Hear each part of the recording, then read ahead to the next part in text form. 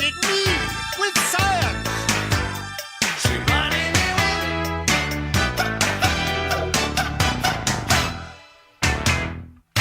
Welcome to the Ask Dr. V show, where you can be informed and empowered about health issues that are important to you. Today, we are going to talk about sleep apnea.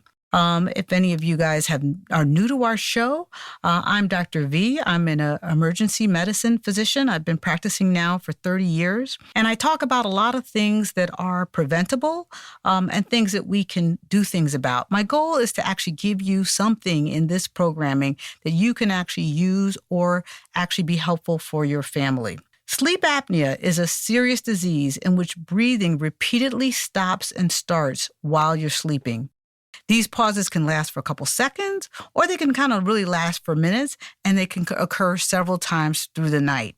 I'm going to talk to you today about the health implications and why this is so important that you actually recognize it, get it diagnosed, and get treatment so that it can make a difference in your overall health outcome and your overall life expectancy. So sleep apnea is a very, very widespread condition. It affects millions of Americans in the United States and many, many more millions worldwide. It's estimated that about 80% of the people that have moderate or severe sleep apnea go undiagnosed. And mainly they go undiagnosed because most people think that they're just snoring at night, or they think that maybe they're just not getting a good night's rest, and they're not recognizing the signs and symptoms of sleep apnea. This means that millions of individuals may be unaware of their condition, often attributing symptoms like excessive daytime sleepiness or snoring to other causes, or they may think that those things are benign. It is estimated that 22 million Americans suffer from sleep apnea, with about 80% of them, again, being moderate or severe. There are three types of sleep apnea, which is important.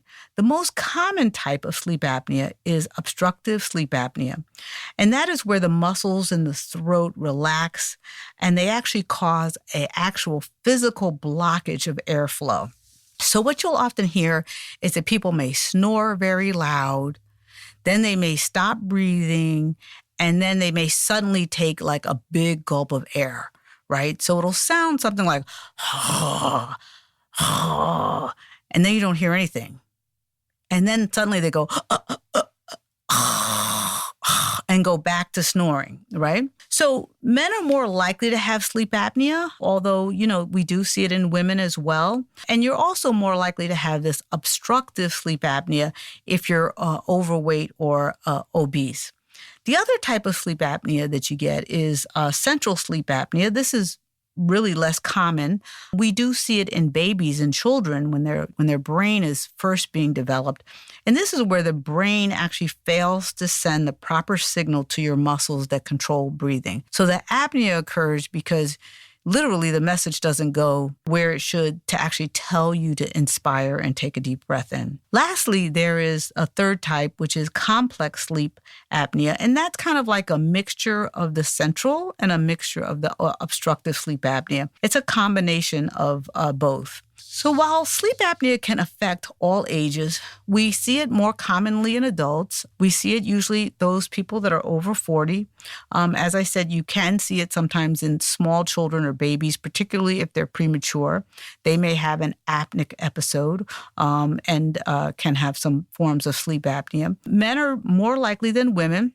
And as we get older, men and women are more likely to have it at equal proportions. We will find that African Americans, Hispanic, and Native Americans have a higher prevalence of sleep apnea, particularly at younger ages. And this is often due to elevated BMIs or excessive weight. About 70% of the people who have obstructive sleep apnea are obese, and about 30% of them are not obese. So let's get into it. And I want to talk to you on the show right after this. We're going to take some questions and everything. Okay, it's time for some questions and some answers. If you have questions or topics that you would like for us to discuss, please call me at 1-800-450-7876. That's 1-800-450-7876. or email me at info@askdrv.us. We've got a couple of questions that actually came in by email, so I want to try to go over those first. All right, my first question is from Charlene from Silver Spring. And Charlene says, Dr. V, is snoring a form of sleep apnea? And if so, I'm in trouble. I had no idea that I snored, let alone snored really loud. I found out when I went on a girls' trip after I woke up with everyone looking at me with evil eyes. Apparently, I snored so loud that nobody else got any sleep that night. They said they contemplated smothering me, but decided to give me a pass. I attribute it to having late night drinks, but when I was checked out by an ENT, they said I had a severe deviated septum, which would require surgery. Everyone who I talked to that previously had surgery said that surgery is extremely painful, and that the snoring eventually came back. What do you think, and are there any good alternatives to surgery? All right, so Charlene, this is a good question. So first of all, you don't know if a deviated septum is actually causing you to snore. What's really important, if you're having problems with snoring, or if you're having problems with getting up at night and you can't sleep all the way through the night, you want to actually go get a sleep study. And a sleep study actually measures your breathing, because you can go and get a deviated nasal septum fixed and still have a problem with sleep apnea. So it's really important to you saw the ENT, that's the first step. The second step would be to actually go and actually get a sleep study. You asked your primary care doctor, you tell them you've been snoring a lot and you want to get a sleep study. You want to know whether or not you have sleep apnea. So let me describe to you what a sleep study is. So you literally go into a sleep lab. You bring the normal things you go to sleep with, and you go in, they hook you up to machines, and you sleep like you would normally sleep at home. And they have monitors on you that actually measure your breathing, your depth of breathing, etc. And that is the study that actually diagnoses you as sleep apnea. I would actually, before I actually got surgery for a deviated septum, I would actually make sure I had a sleep study as well as the information from the ENT, and then sit down with your primary care physician when you have the information from both studies, and then kind of decide what is the best clinical route for you. Thank you, Charlene. Next, we have a question from Gretchen, and Gretchen is calling from College Park. So Gretchen's question is, Dr. V, I've been using the CPAP machine for years, but it's loud and hard to sleep with, not to mention a turnoff to my husband. But I don't know what else to do. Any recommendations? So very good question. So there are a lot of new technologies now related to sleep apnea, but you have to actually see whether or not, I go back to the fact that there's 3 types of sleep apnea, right? The obstructive, the central, and the combination.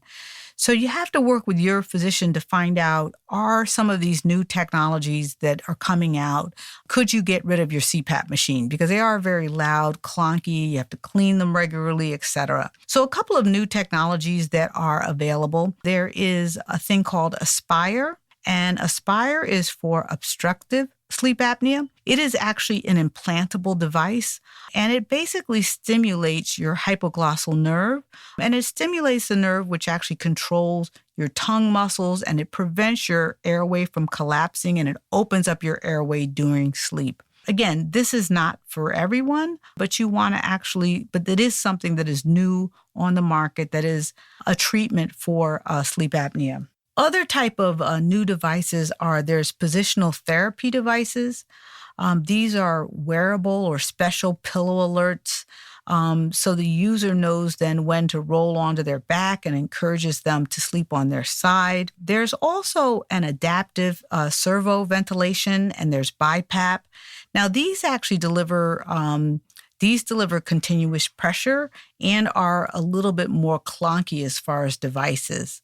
Lastly, there's also oral applications. So there's mandibular devices. These are more popular than the CPAP, and people like them because what it does is it's a device that you put in your mouth that actually lowers your jaw and prevents your airway from collapsing. And lastly, some people actually have surgery, and they have surgery to actually deal with the excess tissue in their throat and soft palate, and they go They get actual ENT or oral surgery treatment in this area to actually deal with wherever they have the excess or redundant tissue. Lastly, a lot of people experience improvement and their sleep apnea almost goes away with actually weight loss. So those are some of the things that you can do with sleep apnea. You want to make sure to speak with your primary care doctor and explore what other options are there available since there's so many new treatments now for sleep apnea. It used to be that CPAP machine was the only thing available. Now there's a lot of different choices, and you want to pick a choice that actually works well with your lifestyle. All right, we've got a question from Celia in DC, and she's asking, hey, Dr. V, does having a big stomach affect your sleep? So this is kind of interesting because in general, obesity leads to an increased likelihood of having sleep apnea. But if you're specifically talking about, weight around your stomach, right? So that sort of central obesity or abdominal weight, that can actually push pressure on your diaphragm and your airway, making it harder to breathe while you sleep. And so abdominal weight certainly doesn't help the situation. And in some situations, it can actually make it actually worse. However, usually when someone has central obesity and they have obesity sort of around their abdomen, then they also have obesity around their head and neck, which then leads to the obstructive sleep apnea. Thanks for the question. All right, my next question is from June, and June is from Potomac, Maryland. She says, Dr. V, when I'm really sleepy, I get cranky and I started having heart palpitations. Why is that? All righty. So sleep deprivation leads to an increase in all of your stress hormones. And your stress hormones are like cortisol, adrenaline, all of your fight and flight hormones. So these hormones can cause irritability, mood swings, and they do cause physical symptoms like heart palpitation or feeling like your heart's racing. All of the feelings that you get when you feel like you're under attack are the sorts of feelings that you're going to get when your stress hormones are released from sleep deprivation. So those symptoms are actually your normal body working physiologically the way that it should. Thanks for the question. All right. Ben from DC, he wanted to know, Dr. V, what is it about sex that seems to make me be able to sleep more deeply than I normally can sleep? So, good question. So let me go over this. So sexual activity actually promotes the release of a totally different hormone, which is oxytocin. And oxytocin is released with sexual activity. It's also released in women with breastfeeding, etc. And this hormone is associated with feelings of calm, well-being. It makes you feel more connected to people. It makes you feel more loving, generous, and altruistic. And in general, all of these feelings happening at once actually make you fall into a deeper sleep. So you are more likely with the release of oxytocin to actually go into a really, really deep sleep fast. And that's why people actually get more sleepy after having sex. It has nothing to do with anything else that people get upset about because they say, now you just go to sleep. It's actually a physiologic reaction to the hormone being released in your body, and you really can't resist it. So that is what happens after you have sex, is that some people, because they're more affected by oxytocin than others, they immediately go into a very, very deep sleep because of the feelings of calmness and well-being that overtake them related to this hormone. Great question. All right. Mohammed from DC sent in a question. And he's asking, he says, I'm now in my 50s, and I'm one of those dudes that has a hard time sleeping through the night, particularly if I'm stressed out. But in general, my brain is always going, and I'm always thinking about everything all the time. My lady is worried that I don't sleep enough. What do you think? This is very interesting. So there's a lot of people that have a hard time actually shutting down for the day to actually sleep. And I think that what is really, really important is to have good sleep hygiene. So I want to describe what is good sleep hygiene. So good sleep hygiene is One, you have a very dark room that you sleep in. There's no TV and there's no devices. Screen time and light from the screen will actually disrupt your sleep. The other thing you want to do is you want to make sure that you try to have almost the same bedtime every night and almost the same awake time every day. It's also important that you don't just try to actually, like, you're doing your day, and then you plop in the bed and go to sleep. You want to have about 30 or 45 minutes of sort of a wind down. Now, people wind down different ways, right? So you can wind down meditating. Some people wind down, talking with families or playing with a dog, or some people wind down, they sit in a massage chair. But you want to have 30 or 45 minutes of wind down before you actually go to sleep. Now, what's also important is that you don't want your wind down to include wine or alcohol, because although you may go to sleep fast with wine or alcohol, you don't go into a deep sleep. So when I talk about a wind down, I'm talking about a wind down that does not include any beer, wine, or alcohol. So I think that, when I hear about people feeling like they're stressed out and they can't sleep and they're thinking about things all the time, they usually don't have really good sleep hygiene, and they usually don't have a pattern.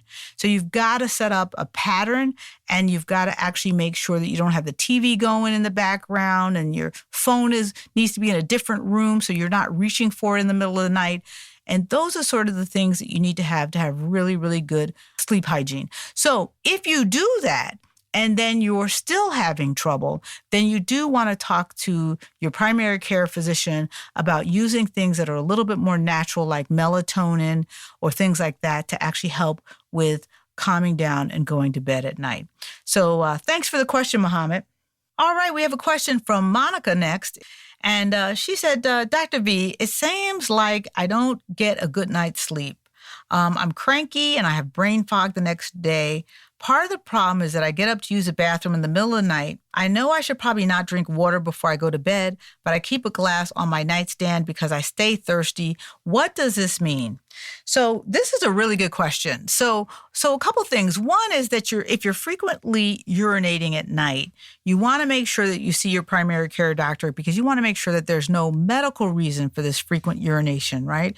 So people can have urinary tract infections and they urinate a lot at night. Also diabetes, undiagnosed diabetes, and people have elevated blood sugar and they're urinating a lot. So you want to make sure first that you go to your primary care doctor and you want to actually check it out and make sure that there's no medical reason that needs to be treated. Once you actually make sure there's no medical reason that needs to be treated, then there's other things that actually lead to frequent urination at night. And you talked about water, but it's actually usually caffeine or caffeine-related products.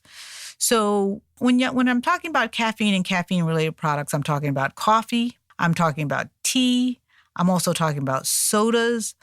These things can really make you have to urinate at night. And it's really, really important that if you are someone who really has this problem, you might want to start first with taking these things completely out of your diet. You can get decaffeinated teas. Decaffeinated coffee still has a significant amount of caffeine. Also, beware, there are some caffeinated sodas that you wouldn't think of, like Mountain Dew, etc. So you want to actually look at the caffeine content that you're taking throughout the day. And it's really important to take it completely out, see if it makes a difference.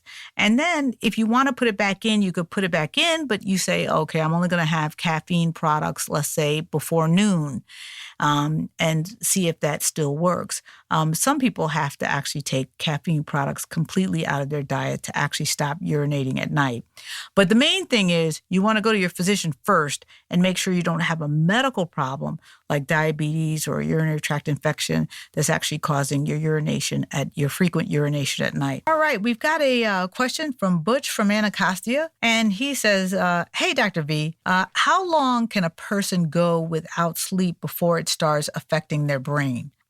This is a really good question. I can tell you that, they've done some sleep deprivation studies, and some of them were done a long time ago and were so severe that they're actually not repeating them again. But basically, after 24 hours sleep deprivation, and some people it will come sooner, some people it will come, at 18 to 24 hours, you start to get a decline in your cognitive performance. So your ability to think and solve problems begins to decline.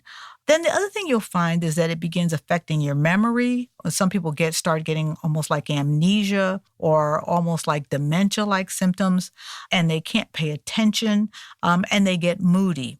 When sleep deprivation occurs over a period of days and it's much longer, people get more severe symptoms. People actually begin to get paranoid. They begin to hallucinate. They can even have suicidal thoughts, and they can almost go into almost like a bipolar mood disorder. I've actually seen people in the emergency department where I actually practice, where they've had severe sleep deprivation because they're chronically working overtime. Like if they work in warehouses, et cetera, and they're chronically working overtime. And some of them have actually had full-blown psychosis, and hallucinations and visual and auditory hallucinations. So they start seeing things, they start hearing things, and we've actually had to admit them for a psychiatric admission. So severe sleep deprivation can cause a lot of problems, and you want to really, some people think it increases or enhances their performance, but it really does not.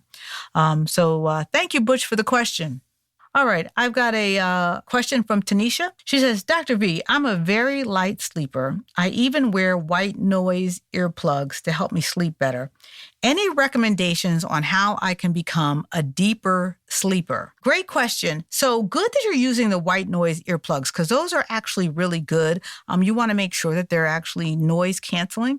The other thing that actually really helps is to make sure that you have a very dark room and that you're going to sleep around the same time. All of the stuff that I talked about earlier about good sleep hygiene. The other thing that helps for people who sleep very light is you want to actually consider either meditating or exercising before you go to sleep. I know some people, for myself, I actually sometimes, if I'm on vacation or something, I'll go to a hot tub.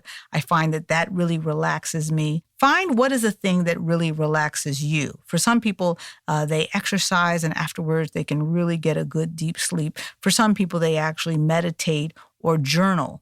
So try to actually add in a particular practice like that and see if that actually makes a difference. If you find that doesn't make a difference, again, then I would go to your primary care doctor and I would actually start talking to him about melatonin and other things that are known to increase your amount of REM sleep. So REM sleep is the really deep sleep where you wake up and you actually feel refreshed and rejuvenated. Great question. I've got another question here from Tom calling from Gaithersburg. And he sent in an email question. And he said, if I don't do a sleep study, how exactly would I know if I stop breathing at night? Really, Tom, you really wouldn't know unless you had somebody watching you and they actually noticed that you stopped breathing. But sometimes you stop breathing and it's not necessarily noticeable by someone actually watching you. They may just think you're breathing more slowly. I don't know of any way to get diagnosed with sleep apnea without actually going in and actually getting a sleep study. It really is the foundational piece of information that you need to determine whether or not you have sleep apnea. Thanks for the question.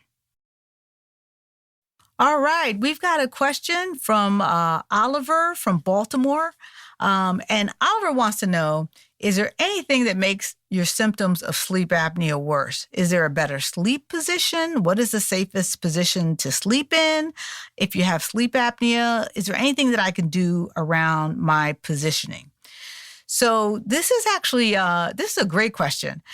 So when you sleep on your back, that usually makes sleep apnea worse. And as you can imagine, if you're sleeping on your back, all of the tissues from your throat and your tongue also go towards the back of your body. So that can actually lead to more obstruction and more obstructive sleep apnea. Often side sleeping, if you sleep on your side, those with sleep apnea find that it helps to actually keep their airway open. And some of the newer technology around sleep apnea is actually a technology that actually reminds you to actually change your position. And some people who are married to people with sleep apnea, kick them or slap them and tell them, turn over, get off your back. So if you're doing that and your loved one does not have a diagnosis of sleep apnea, but they're snoring at night and then you're tapping them and making them change their position, that person probably has undiagnosed sleep apnea and you need to go get a sleep study. All righty. So we have another question here that came in, and this is from Craig. And this is really important. He said, is there a connection between sleep apnea and high blood pressure? Yes, there absolutely is. And this is why it is so important to get sleep apnea diagnosed. So sleep apnea leads to systemic high blood pressure, which is the blood pressure that you measure when you go into the doctor's office and they put the blood pressure cuff on you. So it also leads to pulmonary high blood pressure, and that is hypertension in your lungs. And so people with actually undiagnosed sleep apnea that do not get treatment for it, they get elevated blood pressure in their lungs, which then actually leads to a feeling of shortness of breath. And what's important is pulmonary hypertension is extremely difficult to treat. Some people only get treated with pulmonary hypertension with a lung transplant. So the medications that we have to treat pulmonary hypertension just are not as effective as the medications that we have to treat systemic hypertension. So this is why it is so important to actually get sleep apnea diagnosed. And that pulmonary hypertension then leads to stress and strain on your heart. People actually get valve disorders. They get congestive heart failure. Sleep apnea causes a wide range of problems with your heart, lungs, and high blood pressure. So it is really important to actually get sleep apnea diagnosed and treated. Thanks for the question. All right, the next question is from Bertha, and she's from Catonsville, and she sent in a question, and she said, my sleep apnea is really bad. Personally, I feel like it's a disability because it's hard for me to function. But I've been told that I cannot get Social Security benefits as a result of it. What needs to be done to change this? So, good question. So usually what happens is sleep apnea impacts your daily function, and it impacts the functioning of your heart and of your lungs. So usually it's difficult to get Social Security benefits related to sleep apnea, but you can sometimes get Social Security benefits related to the things that sleep apnea causes. So for instance, if your sleep apnea has gotten so bad that it has caused congestive heart failure and you cannot work. If your sleep apnea has gotten so bad that it's caused pulmonary hypertension and you cannot work. So what's important is that you keep a detailed record of your condition, including the sleep studies, and also what have you tried to actually treat your sleep apnea? What has worked? What has not worked? And what are the impacts that you have related to your sleep apnea? Do you have pulmonary hypertension? Do you have congestive heart failure? Do you have elevated blood pressure? How are these things limiting your ability to work? So usually what happens when you actually apply for Social Security benefits is it actually is your documentation of the impact of these things on your ability to work. It's really important that you document that. It's not the sleep apnea itself, it's the sleep apnea and all of the sequelae as a result of the sleep apnea and how that limits your ability to work. If your primary care provider is not able to help you with this, you may need to switch to another primary care provider who will actually work with you through this to actually work through different treatments and actually document your disability as it relates to sleep apnea and its sequelae. Thanks for that question. Okay, I love answering your questions and empowering you and your family with health information that can improve your overall health. So be sure to continue to send in your questions. Email me at info@askdrv.us. That's info@askdrv.us.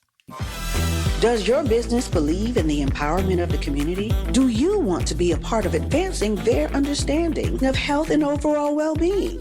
Maybe you're ready to reach more people while also growing your brand and visibility. You can do that with our audience. Advertise on the Ask Dr. V show. 30-second and 1-minute spots are available. Email our team at info@askdrv.us. That's info@askdrv.us. And find out how you can advertise on the Ask Dr. V show today. We'd love to see how we can work together to reach and empower more people.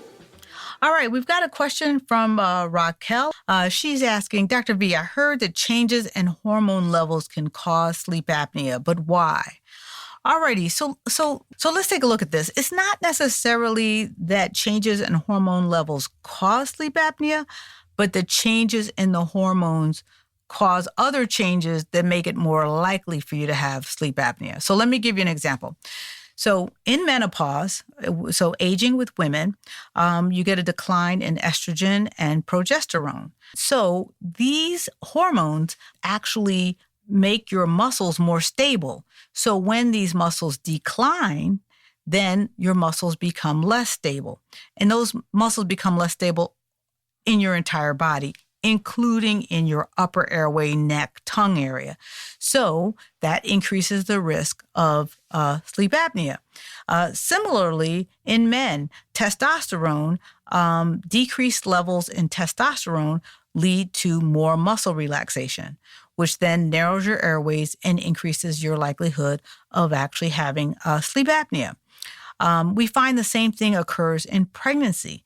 You have higher levels of progesterone and estrogen, but you also have weight gain and you have changes in your upper airway that can increase the likelihood of sleep apnea, particularly when women are in the last trimester of their pregnancy. So it's not necessarily that hormones cause sleep apnea, it's that hormones cause changes to your body that then actually increase the likelihood of you having sleep apnea. So thanks for the question. All right, my next question was from Lewis. And Lewis is sending in a question, and he wanted to know, what is the percentage of fatalities from sleep apnea? So this is kind of interesting because people don't actually really die of sleep apnea. What they die from is the impact of sleep apnea. For instance, let me give you an example, right? So I said that sleep apnea causes pulmonary hypertension. It causes the blood pressure in your pulmonary tree to be higher. And that then will cause you to have right heart failure.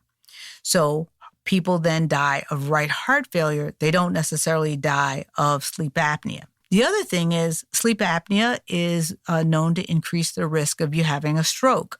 So again, you don't necessarily die of sleep apnea. What happens is those temporary drops where you're not breathing and you're not getting oxygen, so those temporary drops in oxygen concentration can then cause damage to your vascular system over time, and it increases the likelihood of you having a fatal stroke.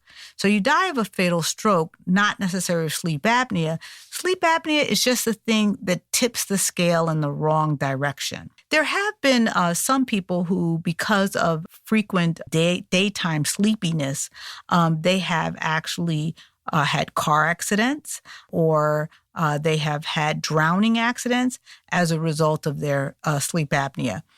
So one of the things I do in the emergency department is we put down what someone's actual cause of death is on death certificates.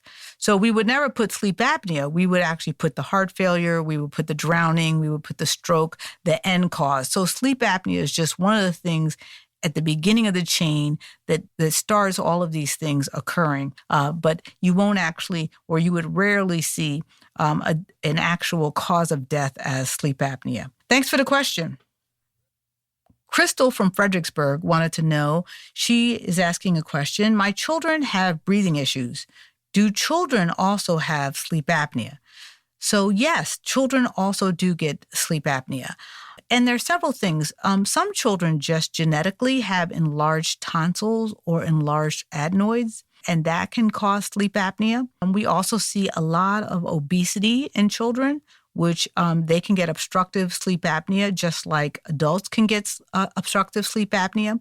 And with children, particularly with obesity, if it's early on and they're young, their airways are not as large as an adult. So sometimes weight can really make a difference. You also have some kids that have anatomical issues. They may have a small jaw, they may have a high arched palate, and these things can also narrow the airway and contribute to sleep apnea. There's also certain conditions that affect muscle tone. If a child has Down syndrome or cerebral palsy, they have more flexible muscles and their muscles aren't as stable, and they're also more likely to get sleep apnea. So again, if you're whether or not it's a child or an adult, if they're having very, very loud snoring, you want to make sure to go get them a sleep study. It is one of the most important things to actually get done in your life to make sure that you're not causing other problems with your heart and lungs, is to get a sleep study and see what's actually going on. Next question is from Vicky. After 3 days of not sleeping, I feel crazy. Wine seems to be the only thing to help me sleep. Is that bad? So this is really, really important. It is so important that you get regular sleep at regular intervals. When you have long periods of time that are greater than 18 to 24 hours, and you start not getting sleep during that time period, it doesn't make you feel crazy. You actually become psychotic, hallucinogenic. These are what our body does when we actually don't have sleep. It is really, really, really important that you actually get sleep at regular intervals. And let me just say something about alcohol, because alcohol will make you relax and go to sleep, but you will not get REM sleep. So you will not get into the relaxing, restful sleep that makes you wake up and feel rejuvenated. So if you're using something like wine, then all that's going to happen is you're going to kind of like sleep for a little while, not get the deep sleep, and wake up and not feel rejuvenated again. So you want to actually put together a sleep regimen, look at your sleep hygiene that we talked about. Are you actually going into a dark space? Are you winding down without alcohol? The other thing you want to actually look at is if all of those things actually you've been doing all those things and you're still having problems, you really do want to talk to your doctor about other things like melatonin and natural things that you can actually do that actually will make a difference with your sleep. Thanks for the question, Vicki. Dr. V, why do babies smile when they are sleeping? This is a great question. So babies do often smile when they're sleeping, and it is usually occurring during the phase of sleep that we call REM sleep. And REM, which is REM, stands for rapid eye movement, and it's often a phase of sleep that's associated with dreaming, right? So when people say they had a dream, that often occurred during REM sleep. But with babies, researchers believe, but they're not certain, that during REM sleep, there's sort of a relaxation of the facial muscles, which then give the baby sort of like a smiling appearance. So it unfortunately doesn't have to do anything with them actually smiling or dreaming good dreams. It seems to be more associated with relaxation of facial muscles, but great question. All right, next question. Dr. V, it's the weirdest thing. I have never slobbered when I sleep. I'm in my 50s, and now I seem to be waking up with a wet mouth and a wet pillow. Why is this happening? What do you think? So it's kind of the same thing as the sleeping babies, because what happens is as you get older, you begin to lose muscle tone. And your face kind of relaxes, and it particularly relaxes when you are sleeping.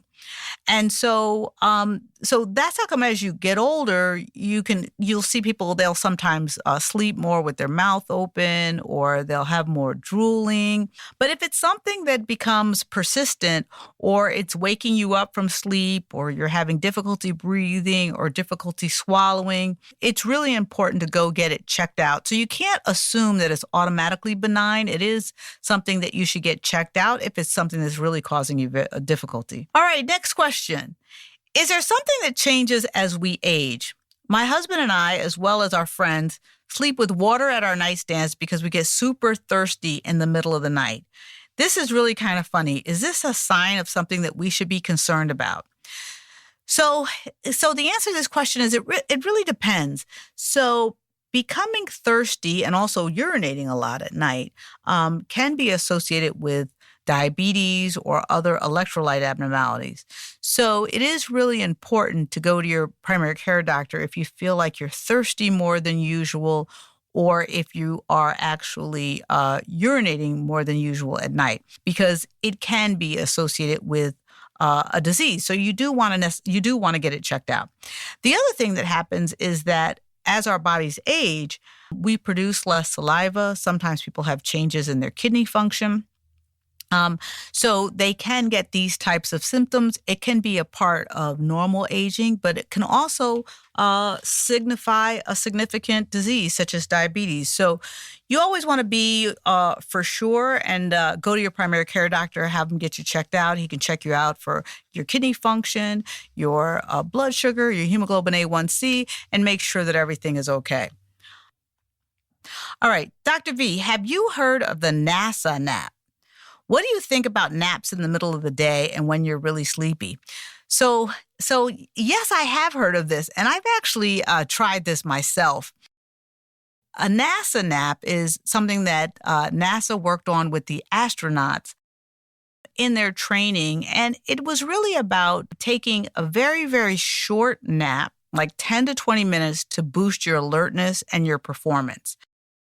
And it's a strategy that they developed to stay alert and awake during long missions and long flights. It's supposed to be very beneficial. I tried it myself. I had a very hard time falling asleep just for 10 to 20 minutes. I have a tendency of being difficult to arouse. So I found this particularly difficult, but I encourage people to try it. But the short nap, 10 to 20 minutes, is beneficial because it increases your focus, it increases your productivity. You don't enter into the very, very deep stages of sleep, like the REM sleep that we were talking about earlier. And you wake up, and apparently you're supposed to feel energized and not feel sleep deprived. And some people use it so they can kind of be more productive during the day. So it is an interesting strategy. I tell people it's an innocent thing that you can sort of try and see how it works for you. Great question. Thank you. Dr. V, I'm about to travel to Dubai. Does the body adapt easily to different sleep schedules, for example, during travel across several time zones? So this is something that I actually struggle with. I took a couple of long trips, and I really had a problem with readjusting my circadian rhythm and having jet lag. And so, the body's internal clock takes a little bit of time to adjust to new time zones. Some people are able to adjust faster than others. One thing that helps is to make sure that you actually stay hydrated. So drinking water, specifically water, and also exposing yourself to sunlight during the day when you're in a new time zone really helps so that you can actually adjust to whatever the new time zone is. Also, people say to adjust your sleep schedule a little bit before you go on the trip. So if you know you're going to be, let's say, for instance, you're going from New York to West Coast, then you start to stay up a little bit later before you actually make the trip, so that way when you actually get to California, you are actually a little bit more adjusted to actually that particular time zone. In general, though, they say that you need about a day for every time zone that you cross to sort of reacclimate your body. So, if you're going, let's say, from New York or Washington, D.C. to Dubai, you really want to make sure that you take some time and that you have a long enough trip to really acclimate to the new time zone once you get there. And enjoy yourself. All right. Thanks for the question. Does your business believe in the empowerment of the community? Do you want to be part of advancing their understanding of health and overall well-being? Ready to reach more people while growing your brand and visibility with your audience? Maybe you want to help eliminate racial medical disparities. Advertise on the Ask Dr. V show. 30 seconds and 1 minute spots are available. Email our team at info@askdrv.us. That's info@askdrv.us. And find out how you can advertise on the Ask Dr. V show today. We'd love to see how we can work together to reach and empower our audience. Time for today's edition of That's What I Think with comedian Damon Williams. Hey, Damon, what do you think about today's topic? What do you think about sleep apnea, sleep, snoring? I know you've got something for us on this topic. Hey, it's Damon Williams. Today's topic is sleep. And we all know that sleep is very important. But it's hard to come by these days. See, it used to be a time when you would get 8 hours of sleep and go to bed. But now we got too much TV and too many devices and distractions. Hell, I remember when TV used to go off. Midnight would come, you see the American flag, and then the TV would go blank. And that meant take your butt to bed or possibly read. But now we got 800 channels, and they cost $200 a month, so you're trying to watch it. Plus, your people at work have watched the shows already, so they doing spoilers, so you have to try to catch up. But now you have 8 years worth of TV to catch up in one night. But your plan is, we're not going to be up all night. We're going to get some sleep. But the show's always in exciting. Dun, dun, dun. You're like, oh, snap, pause. You go use the bathroom. I'll get some snacks. You look up, it's 3:15 a.m. Your eyeballs is bloodshot red, and you ain't got no sleep. And let me tell you, I love sleep. I try to get all the sleep I can. Let me wake up and have 3 extra minutes left. I look over at that clock and see 6:57. Ha! I bet you I don't get up, because 3 extra minutes in the morning is a nice little nap. The only problem with that is you convinced yourself you know how to sleep 3 minutes. When you wake back up, it's 10:30. That's right. You like, it's 10:30. Oh, snap. I'm fired. And you know you're late when you look at the clock and you look at your phone. Once you see it on your phone, it's official. And let's face it, you can't call in late at 10:30. Nobody's even looking for you at 10:30. By 10:30, you are absent. But you need your job, so you call in with the worst lie you can come up with. Like, it's me. Yeah, they like, who is me? 800 people work here. Yeah, it's me. I went to emergency last night, and they gave me medication that made me a little drowsy. Really? Yes, please, just put me down for a sick day. And speaking of drowsy, sleep is also beneficial to your safety, especially if you drive. Sleepy driving is dangerous. Matter of fact, I feel like sleepy driving is worse than drunk driving. Because you know what? Drunks get home. Yeah, you might knock off a mirror or two or sideswipe 3 or 4 cars, but you make it to the house. See, sleepy sneak up on you. You ever been out on the highway, a dark road, and those lines, the highway lines, start talking to you? Yeah, they start coming at you and trying to hypnotize you like, go ahead, close an eye. You got another one. And you start listening to the lines. Yeah, I do have another one, don't I? Next thing you know, you are on the shoulder. And once you hear that sound, it will wake your butt up. I don't know who thought of grrr, but it is genius. Those little ruffles on the side of the highway have saved a lot of lives.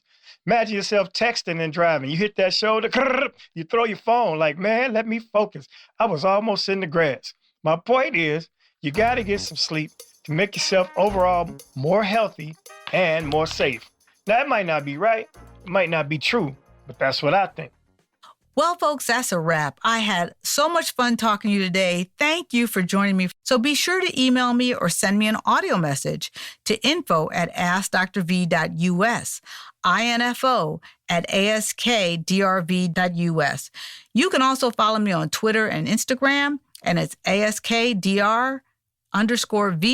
That's at AskDr_V. We'll be back next week right here where you can be informed and empowered about your health.